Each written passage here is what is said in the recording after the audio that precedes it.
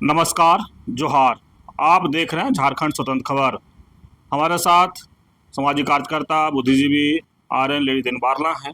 हम लोग बात करेंगे कि जिस तरह से बीजेपी की बात करें कि लगातार उन लोग धर्मांतरण पर बात कर रहे हैं कि झारखंड में धर्मांतरण हो रहा है, आदिवासियों की संख्या घट रहा है, अल्पसंख्यक हो जाएंगे, इस तरह से तमाम बात उन लोग कर रहे हैं और धर्मांतरण पर एक आरोप भी लगा रहे हैं कि झारखंड सरकार धर्मांतरण करने वालों को सहयोग भी कर रहे हैं। लेकिन हम जानेंगे कि धर्मांतरण का सच्चाई क्या है।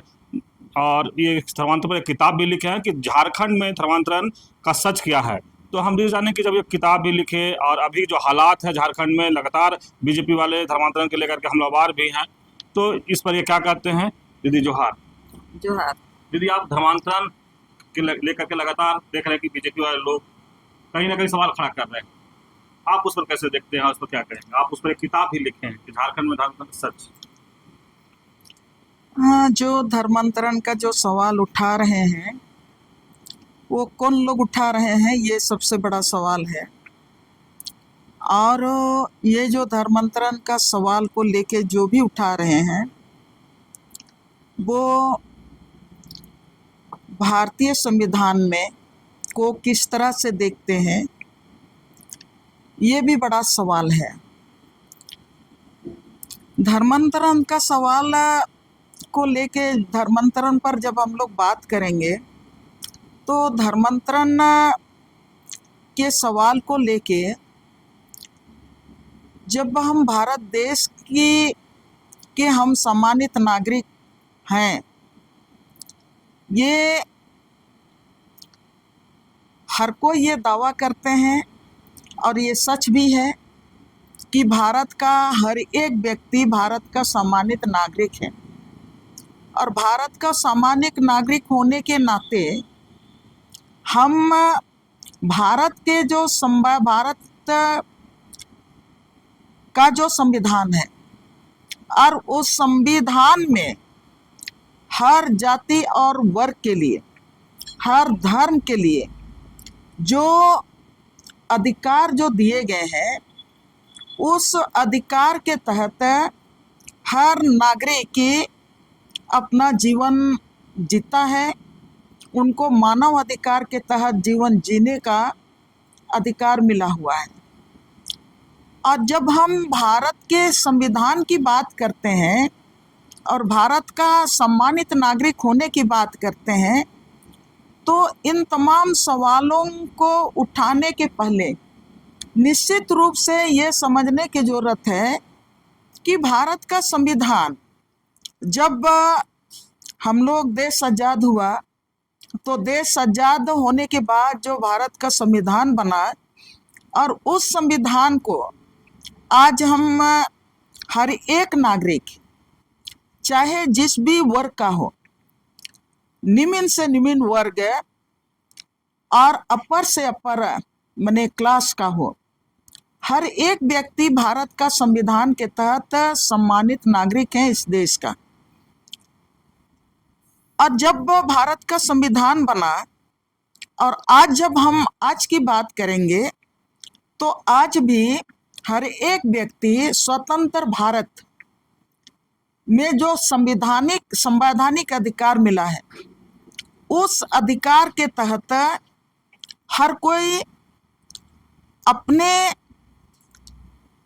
परंपरा के साथ, अपना धार्मिक आस्था के साथ, अपना सामाजिक आस्था के साथ, अपना अधिकार के साथ वो जीवन जी रहा है। तब ऐसे परिस्थिति में मैं यहाँ पर ये कहना चाहूँगी कि जब हम लोग भारत के संविधान का जब उद्देशिका को पढ़ते हैं और उद्देशिका को जब पढ़ते हैं तब हम कहते हैं कि हम भारत के लोग, हम भारत के लोग, हम लोग उच्चारण करते हैं लोकतांत्रिक, गणतंत्र, और हम लोग कहते हैं धर्मनिरपेक्ष देश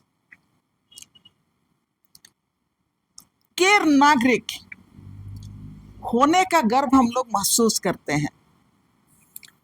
तो ये धर्मनिरपेक्ष क्या है? वी द पीपुल, बंधुत्व क्या है और समानता क्या है? तो भारत के संविधान ने एक धर्मनिरपेक्ष गणतंत्र देश की बात करता है।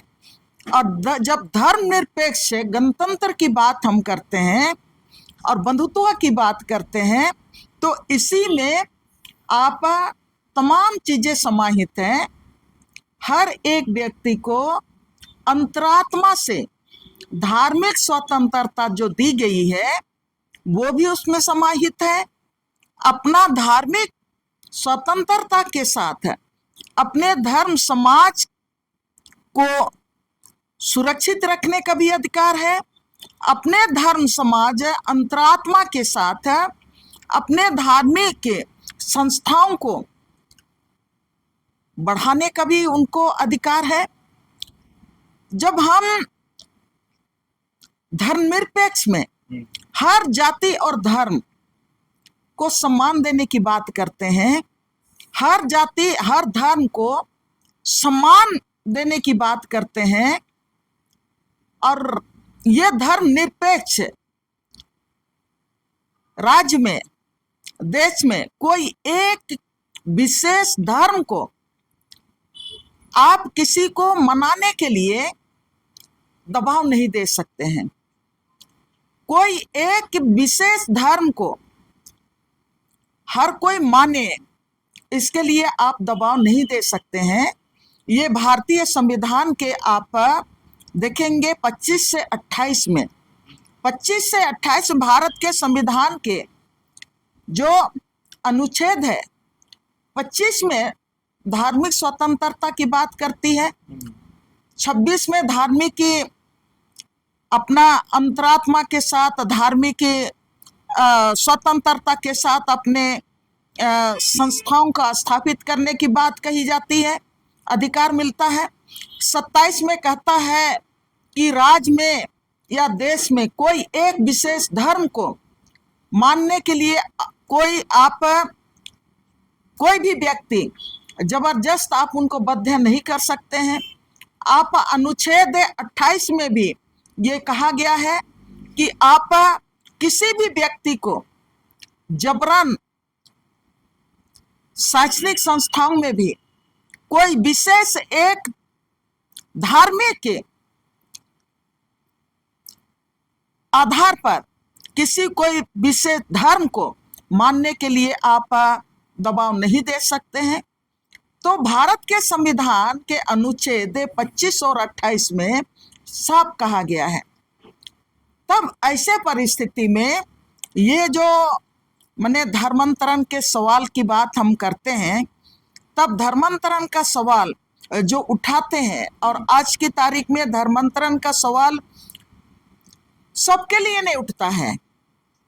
सबसे बड़ा सोचनीय बात है, सबके लिए हर धर्म में ये देश इतना महासमुंदर की तरह है, 140 करोड़ की आबादी है, और 140 करोड़ की आबादी में कन्याकुमारी के समुदाय के लोगों का अलग जाति है, अलग धर्म है उनका।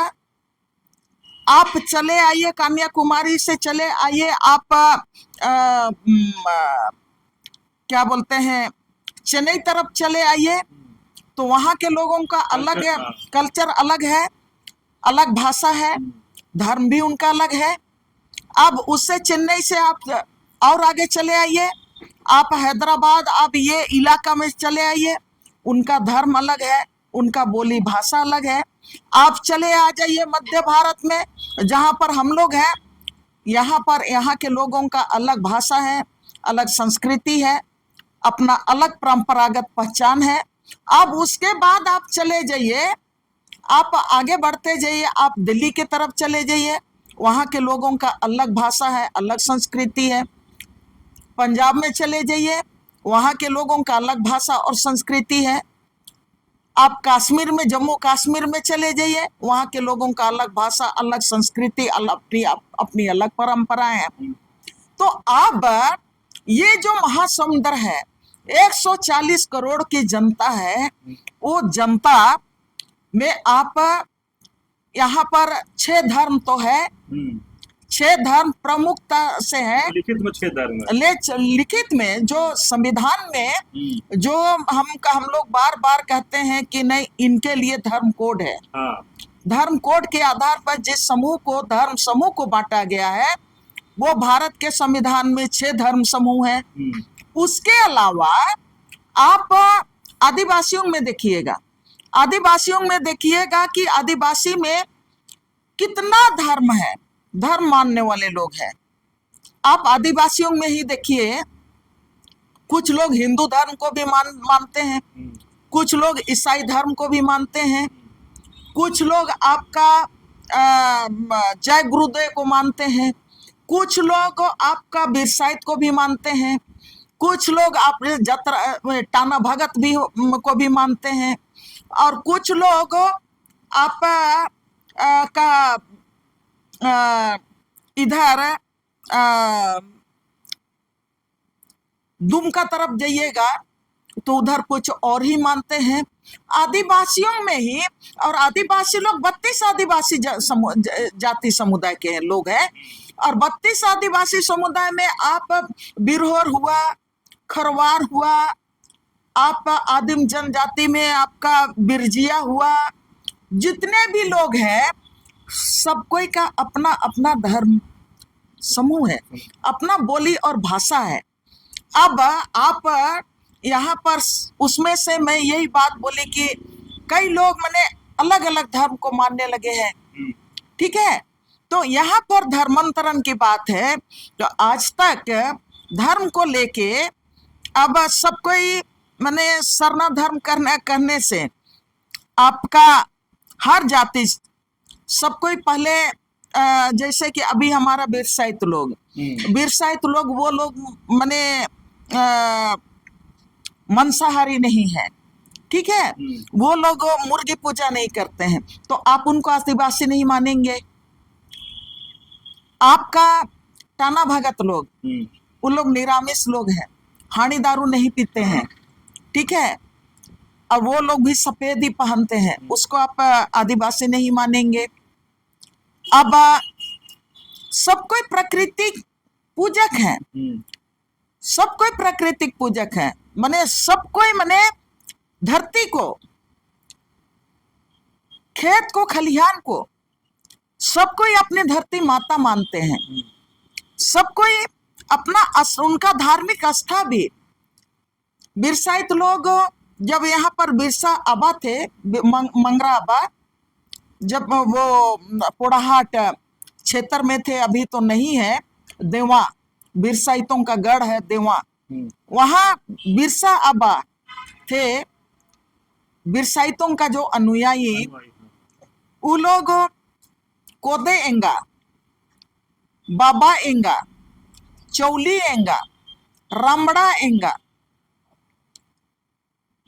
और ये बूट एंगा, माने जितना भी अनाज है, सबको अनाज को एंगा माने माता, अन्नदाता, उसको अपना भगवान मानते हैं। अब धर्मांतरण, मैं पहले भी बोली कि कौन लोग धर्मांतरण का सवाल उठा रहे हैं और क्यों उठा रहे हैं।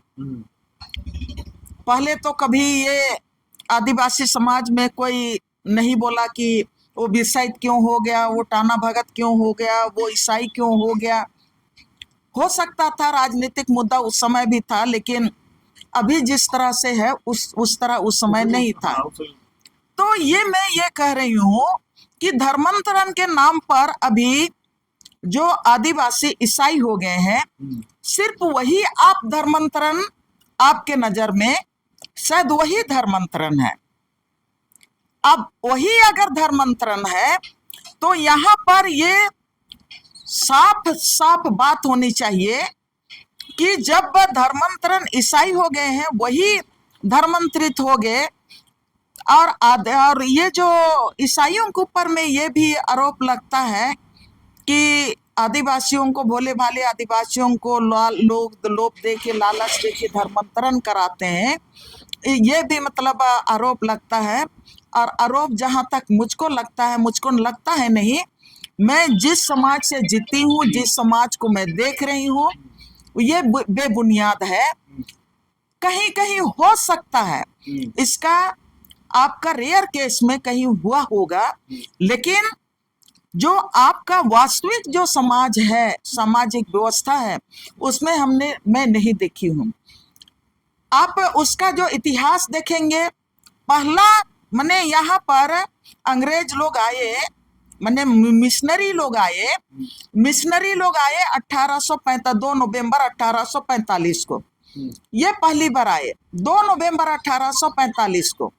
और जब ये 2 नवंबर 1845 को आए, तो उस समय ये मिशनरी आए जब उस समय अंग्रेजों के खिलाफ में यहाँ के आदिवासी लोगों का माने युद्ध चल रहा था। पूरा भारत देश अंग्रेजों के जो जंजीर में जो मतलब जकड़ा हुआ था, ये भारत देश से स्वतंत्रता का संग्राम में कूद चुका था, और एक एक व्यक्ति अंग्रेजों के गुलामी के खिलाफ में वो जंग लड़ रहा था।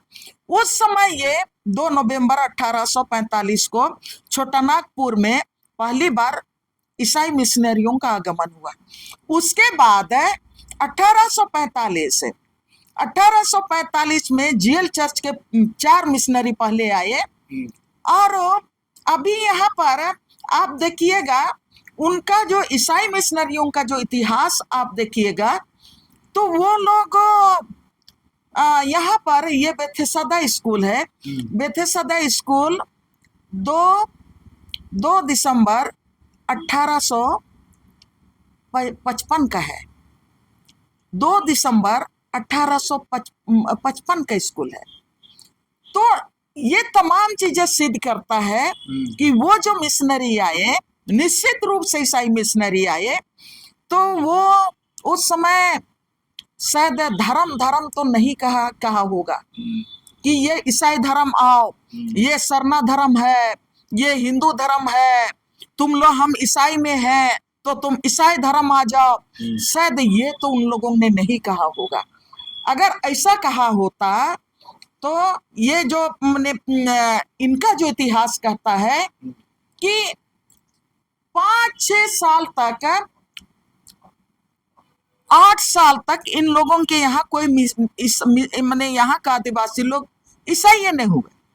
सिर्फ ये लोग स्वास्थ्य पर काम करते थे और शिक्षण संस्थान को खोलने का काम किया, शिक्षण संस्थान को खोलने का काम किया, अस्पतालों को खोलने का काम किया। आदिवासी इलाकों में, सुदूर आप जंगल में भी आज जाएंगे तो आज सब जगह आपका मिशनरी स्कूल आपको आज भी मिलेंगे, मिशनरी अस्पताल आज भी आपको मिलेंगे। और आज की तारीख में अब 1800 के दशक से लेके आज तक, देश का आजादी के बाद भी आज तक अगर स्वास्थ्य के क्षेत्र में काम किया है तो सबसे ज्यादा आपका मिशनरी संस्थाओं ने काम किया है। और शिक्षा के क्षेत्र में आज की तारीख में सबसे ज्यादा काम हुआ है, आपका हर तरह से काम हुआ है तो ईसाई मिशनरियों ने काम किया है। इससे मैंने देश और दुनिया इसको इनकार नहीं कर सकती है। तब बहुत मैं सोचती हूँ कि ये तो धर्मांतरण।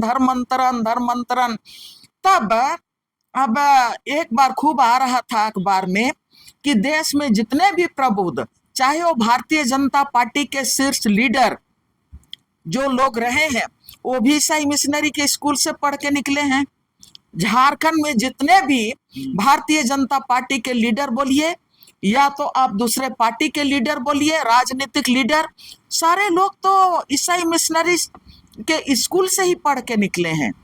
तो बहुत ये सोचने की बात है कि लेकिन वो लोग तो अभी भी माने ईसाई नहीं हुए हैं, अभी भी उन लोगों को उनका तो धर्मांतरण नहीं हुआ।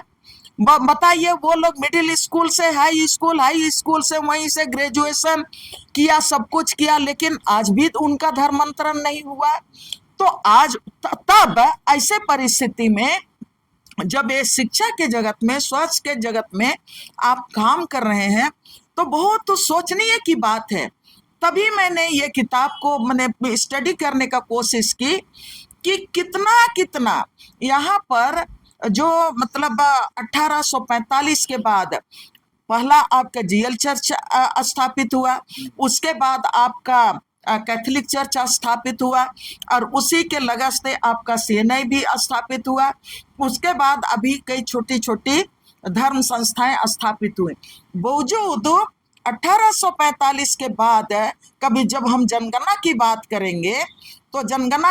करेंगे तो झारखंड का में जो जनगणना की बात करेंगे तो आपका 2011 में जहां पर आपका 3 करोड़ 45 लाख जहां पर यहाँ का आबादी था, उसमें आपका 86,45,000 आदिवासियों की आबादी थी। उसमें यह रिकॉर्ड कहता है, मैं नहीं कह रही हूँ, उसमें रिकॉर्ड कहता है कि सिर्फ और सिर्फ 14 लाख ये ईसाइयों का माने आंकड़ा है। तब ये जो सिर्फ 14 लाख ईसाइयों का आंकड़ा है, तब आदिवासियों का, मैं बार बार ये बात बोलती हूँ कि आपका 86 लाख में 14 लाख आदिवासी ईसाइयों का आंकड़ा को आप अलग कर देंगे तो आपका कितना आंकड़ा बचता है, आप उसको घटा के देखिए।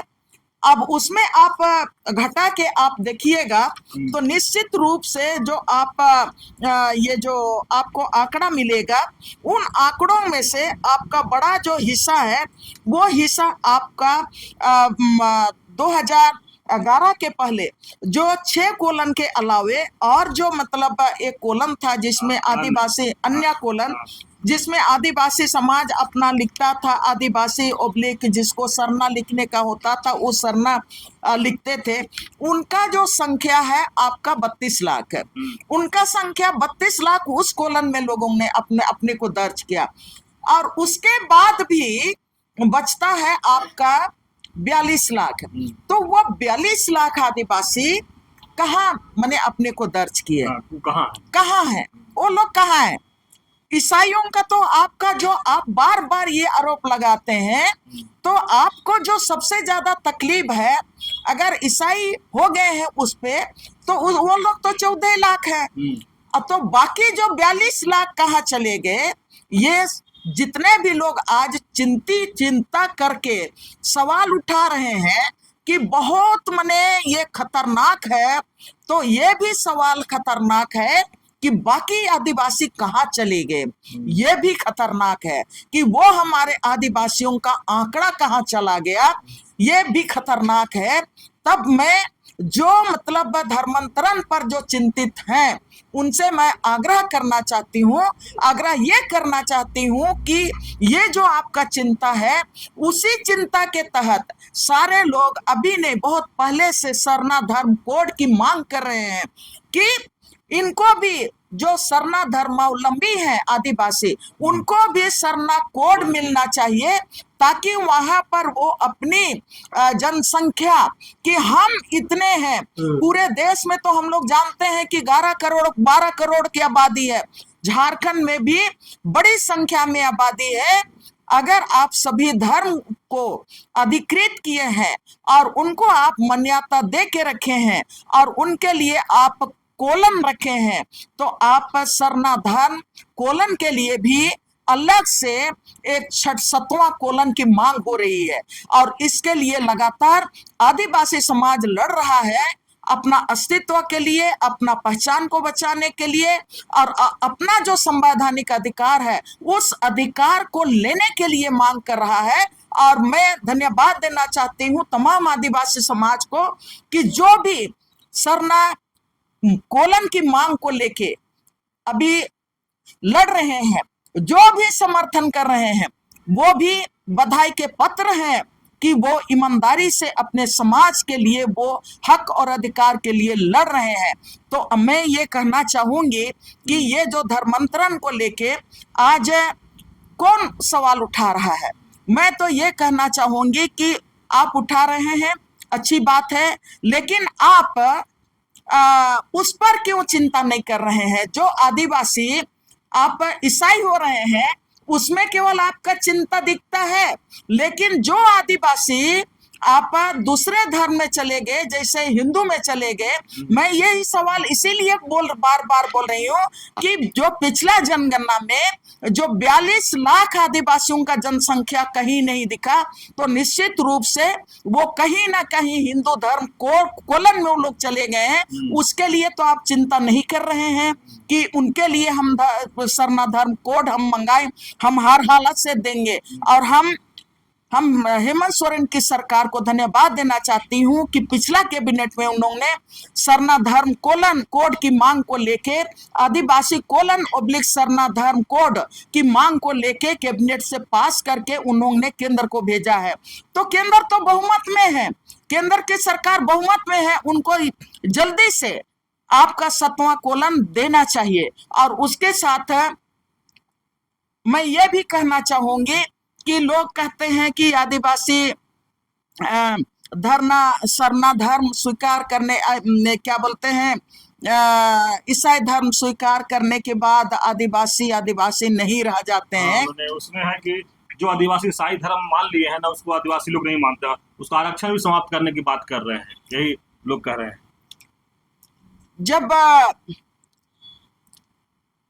हम भारत के संविधान की बात करते हैं और भारत का संविधान ने अगर हर धर्म को मानने का स्वतंत्रता दिया है और उसके तहत ही भारत का संविधान में हाई कोर्ट में सुप्रीम कोर्ट ने कई निर्णय इस मुद्दे को लेके दिए हुए हैं।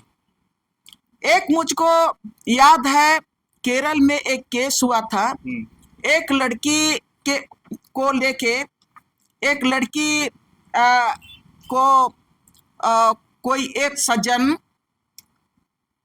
अपहरण करके कहीं नजर बंद करके रखा था गलत नियत से। उस पर केरल हाई कोर्ट ने आपका केस दायर किया था और वो केस दायर किए 24 अक्टूबर 2092 के आधार पर ये कहता है कि कोर्ट ने एक केस दायर किया था, नहीं 4 में एक केस दायर किया था। और उस पीड़ित लड़की को जब उस पर केस दायर हुआ आरोपी पर, और इन लड़की के केस को लेके जब सर्वेक्षण होने लगा, उस पर जांच पड़ताल होना शुरू हुआ, तो जांच जो चल रहा था उसमें ये पता चला कि ये लड़की मतलब जनजातीय समुदाय, केरल के जनजातीय समुदाय में से वो आती थी। तब जब जनजातीय समुदाय के से आती थी, तब ये जान के फिर उस पर माने आदिवासी एट्रोसिटी एक्ट के तहत में आरोपी पर एक केस और मतलब दर्ज किया गया। लेकिन केरल हाई कोर्ट ने कहा, जांच के क्रम में पाया कि वो जो लड़की के माता पिता वो ईसाई हुए हैं, तब केरल कोर्ट ने कहा कि नहीं, ये तो आदिवासी समुदाय में नहीं आते हैं, इसलिए कि ये ईसाई हो गए हैं और इसलिए इसमें आदिवासी एट्रोसिटी एक्ट लागू नहीं होगा, ये कहा।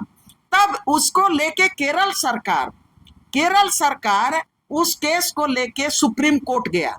केरल सरकार सुप्रीम कोर्ट गया और सुप्रीम कोर्ट गया, तब सुप्रीम कोर्ट ने जो फैसला दिया, सुप्रीम कोर्ट ने इस केस में जो फैसला दिया, जिसका केस संख्या 429/204 AIR SW SCW 1064 ये अपील वाद दायर किया था। इस केस में सुप्रीम कोर्ट ने फैसला दिया कि मात्र धर्म परिवर्तन करने से किसी व्यक्ति जो अनुसूचित जनजाति के सदस्य हो, वो अनुसूचित जनजाति जो जात है, नस्ल है, उससे वो वंचित नहीं हो, उसका जात नहीं बदल सकता है। बोला कि धर्म बदलने से अनुसूचित जनजाति यानी आदिवासियत, आदिवासी का जात नहीं बदलता है, नस्ल नहीं बदलता है, ये सुप्रीम कोर्ट का फैसला है। और उसके साथ ही इसी के आधार पर ये झारखंड हाई कोर्ट में श्रीमती कपारा हंसदा एक जनहित याचिका दायर की थी आपका यहाँ पर 2002 में। उसका केस संख्या है WPPIL नंबर 6884/2002। हाईकोर्ट में, झारखंड हाईकोर्ट में दर्ज किया था। और इसमें यह जो कपारा हंसदा दायर की थी कि एक व्यक्ति अनुसूचित जनजाति माने आदिवासी समुदाय से अगर कोई व्यक्ति ईसाई धर्म को स्वीकार कर लेता है तब उनको मतलब आरक्षण का लाभ नहीं मिलना चाहिए। इसमें माननीय हाईकोर्ट, झारखंड हाईकोर्ट ने फैसला दिया है इसमें कि कोई भी व्यक्ति अगर सिर्फ धर्म परिवर्तन, ईसाई धर्मांतरित करता है, अनुसूचित जनजाति ST को मिलने वाले लाभ से वंचित नहीं रखा जा सकता है। यदि आदिवासी धर्म बदलते हैं तो भी उनकी परंपरा, भाषा, रीति रिवाज अक्षुण्ण रहती है। साथ ही ये CNT और SPT एक्ट के अंतर्गत भी आते हैं। और आदिवासी एक ट्राइब व नस्ल से संबंध रखते हैं, जो धर्म बदलने से नस्ल नहीं बदलता है। ये हाईकोर्ट का है। ये कपारा हंसदा ने जो जनहित याचिका दायर की थी उसका जजमेंट है। लेकिन दीदी एक और बात है कि धर्मांतरण के आड़ में लोग क्या करना चाहते हैं, या भी जो धर्मांतरण के बयान देते हैं उसके आड़ में क्या करना चाहते हैं? धर्मांतरण के आड़ में मैंने बहुत पहले ही मैंने इस किताब में मैं कोयलकारो आंदोलन, नेतरहाट फील्ड फायरिंग रेंज का आंदोलन और इसके साथ पचवाड़ा का आंदोलन, इसके साथ ही पुटका में जिंदल कंपनी के खिलाफ जो आंदोलन था, विस्थापन के खिलाफ आंदोलन, और मित्तल कंपनी के खिलाफ जो विस्थापन का आंदोलन चला, और उसके साथ ही भूषण कंपनी के खिलाफ में जो आंदोलन चला, 5-6 आंदोलन का पूरा मैंने इसमें विस्तार डिटेल मैंने दे रखा है। और सब आंदोलन लोगों ने जीता, सब आंदोलन लोगों ने जीता। और इस आंदोलन को जीतने के पीछे सबसे बड़ा कारण रहा कि आदिवासी और मूलवासियों ने लड़ाई का उनका केंद्र बिंदु जल जंगल जमीन था। जल जंगल जमीन था और ये जल जंगल जमीन उनका संघर्ष का जो केंद्र बिंदु था। और उसके चलते ही तमाम विस्थापन के खिलाफ जितनी भी लड़ाइयां लड़ी, यहाँ के आदिवासी और मूलवासियों ने मिलकर संघर्ष किया और हर लड़ाई को लोगों ने जीता, गांव का गांव बचाया। और सब कोई जानता है कि भाषा और संस्कृति की बात जहां तक है, बचाने की बात है, अपना धार्मिक स्थल बचाने की बात है, हमेशा मैंने तमाम जो जन आंदोलन ये जानता है कि हमारा भाषा और संस्कृति हमारा जल जंगल जमीन के साथ जुड़ा हुआ है, हमारा रीति और रिवाज हमारा जंगल और जमीन के साथ जुड़ा हुआ है, हमारा पहाड़ के साथ जुड़ा हुआ है, नदी और नाला के साथ जुड़ा हुआ है, मरण गुरु हमारा मैंने भगवान है, हमारा बड़ पहाड़ हमारा देवता है, और हमारा ये जो सरना और ससंदरी ये हमारा सभी जंगल का, जमीन का और हमारा गांव समुदाय का अपना धार्मिक स्थल है। हमारा ये धार्मिक हमारा अस्तित्व है जो पूरी तरह से हमारा जंगल के साथ, जमीन के साथ, नदी और पहाड़ के साथ जुड़ा हो। तो इसीलिए तमाम जो आंदोलन विस्थापन के खिलाफ है, जो जमीन लूटने के खिलाफ, जमीन लूट के खिलाफ लोग आंदोलन करते रहे हैं, सब जगह लोग जीता है। उनके केंद्र बिंदु में जल जंगल जमीन था और वो जमीन का लड़ाई लोगों ने जीता है। तो भाषा संस्कृति का लड़ाई भी लोगों ने जीता है। और उस सामूहिकता को, उस एकता को, उस ताकत को जो अपने जल जंगल जमीन को बचाने के लिए जो जज्बा है, उस जज्बा को और आदिवासी मूलवासी किसानों की एकता को तोड़ने के लिए ये धर्मांतरण का सवाल माने उभर के लोग सामने ला रहा है, और उसी के तहत लोग बोलता है कि धर्मांतरण धर्मांतरण धर्मांतरण, ये बात बोलता है। लेकिन इसके पीछे आरएसएस का, भारतीय जनता पार्टी का सीधा जो हमला है वो आदिवासी और मूलवासी किसानों की जो सामूहिक ताकत को तोड़ने का ये सबसे बड़ा माने ये षड्यंत्र है, जो आज तक वो सफल नहीं हुई है और आगे भी वो सफल नहीं होगा। लेकिन धर्मांतरण रोकने के लिए क्या उपाय आप बताएंगे? देखिए, धर्मांतरण रोकने के लिए आप एक तो कौन सा धर्मांतरण रोकने की बात है, ये भी स्पष्ट होना चाहिए। आरएसएस और बीजेपी के नाम लिए ज्यादातर ईसाई धर्म को टारगेट करते हैं, हिंदू धर्म को तो करते नहीं है कि हिंदू में जो आदिवासी चल के उसको तो नहीं बात करते हैं, लेकिन हम पूरा धर्मांतरण की बात, चाहे हिंदू में गए होंगे या फिर ईसाई में गए होंगे या मुसलमान में गए होंगे, धर्मांतरण अगर रोकना है तो उसके लिए क्या उपाय है हम बताएंगे? पहले ही मैं बोली हूँ, जहां तक रोकने का उपाय की बात है आप उसको रोक नहीं सकते हैं।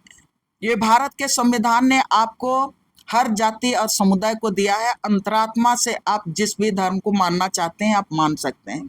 ये भारत का संविधान ने, पहले ही मैं बोली कि आपका मैंने संविधान का 25 से 28 से अनुच्छेद है, सिर्फ और सिर्फ इसी के लिए है।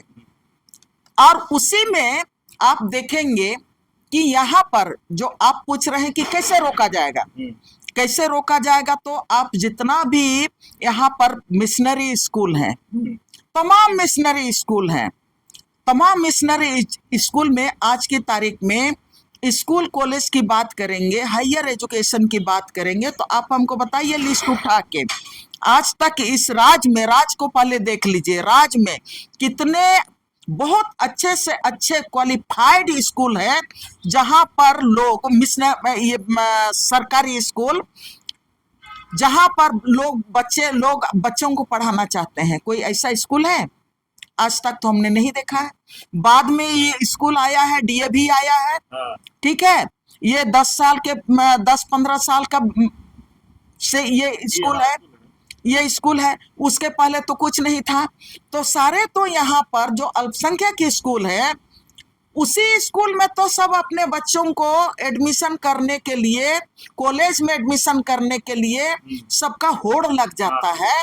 और आज की तारीख में मैं तमाम शिक्षण संस्थानों को धन्यवाद देना चाहती हूँ, अल्पसंख्यक शिक्षण संस्थानों को, कि बड़ा दिलेरी से हर वर्ग, जाति और धर्म के लोगों को शिक्षण संस्थान बच्चों को शिक्षा दे रहा है। हायर एजुकेशन में तमाम अल्पसंख्यक स्कूल हर जाति और धर्म के बच्चों को पढ़ा रहे हैं। और जो धर्मांतरण का सवाल उठा रहे हैं ना, उनके सब के बच्चे उन्हीं मिशनरी स्कूल में पढ़ रहे हैं, उन्हीं मिशनरी कॉलेजों में पढ़ रहे हैं। मुझको तो हंसी लगता है, जो उठाता है ना वो लोग भी, उनके बच्चे भी वहीं पर पढ़ रहे हैं, लेकिन किसी को तो धर्मांतरण करके मतलब संस्थाएं तो नहीं भेज रही हैं। आप सवाल किए कि कैसे रोका जाए, यहाँ पर रोकने के क्या जरूरत है? जब मिशनरी स्कूल में आप बच्चा क्लास से आप 11 साल तक रहते हो तो आपका धर्म परिवर्तन नहीं होता है। हाँ, और जब आप मिशनरी स्कूल में सबको वहां पर आज की तारीख में सबको कॉलेज में भी उसी में पढ़ना चाहते हैं, और कॉलेज में भी आपका 6-7 साल तो आप रहते हो, तब तो आपका धर्मांतरण नहीं होता है। तो आपने सवाल किया कि कैसे रोका जाए। आप किसी का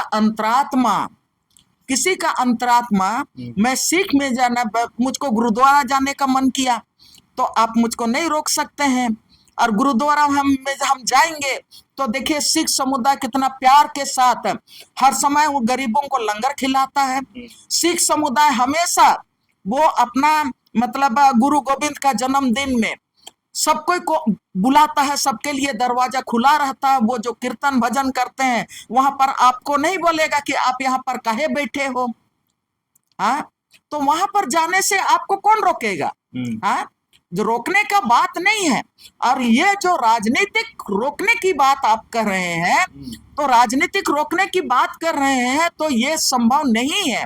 आप इसमें राजनीतिक सत्ता प्राप्त कर सकते हैं, और राजनीतिक सत्ता प्राप्त कर सकते हैं उसके लिए जो भी आप करना चाहते हैं आप कर लीजिए धार्मिक स्थल पर, लेकिन बाय हार्ट आप किसी को रोक नहीं सकते हैं। ये स्वतः चलने वाला है। अभी तो बहुत सारे समुदाय हैं।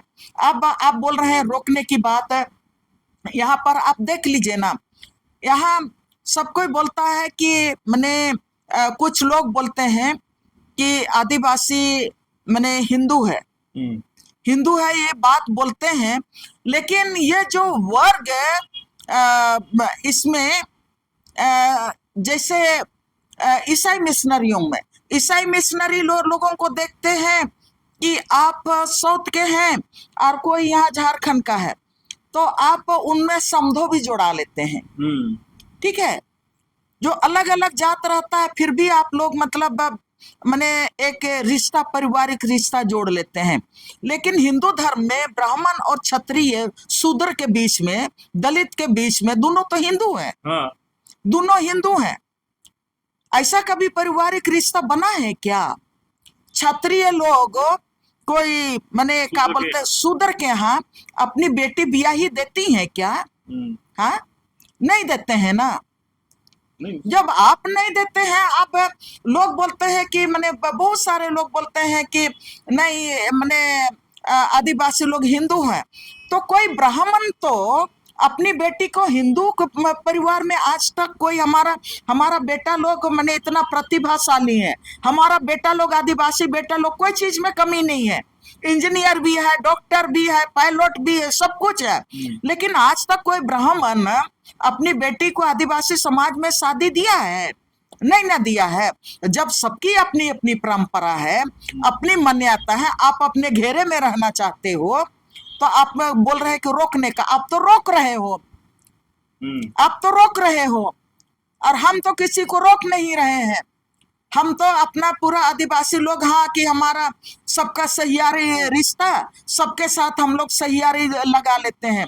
लेकिन आप तो मैंने अपने ही जात के भीतर में, आप कई जात, कई लेयर आपके जात में है, हाँ। और फिर आप हमको रोकने की बात करते हो। हमको कैसे रोकोगे? ये बड़ा सवाल है। तो ये राजनीति करना अलग बात है, आप जाति और धर्म के नाम पर राजनीति करो, लेकिन जहां पर धर्मांतरण के नाम पर आप यहाँ पर कहोगे कि स्पष्ट कहा गया है कि आप यूसीसी क्यों लाना चाह रहे थे? हाँ, पूरे देश में एक ही धर्म, एक ही मान्यता, एक ही कानून क्यों लाना चाहते थे? आप तो हिंदू राष्ट्र बनाना चाहते हो ना, और हिंदू राष्ट्र बनाने के लिए आप यूसीसी लाना चाह रहे थे, और हिंदू राष्ट्र बनाने के लिए ही पहले आपने सीएए भी लाने का कोशिश किया था कि आप ये कर रहे हो कि यहाँ पर कोई दूसरे धर्म समुदाय के लोग ना रहे।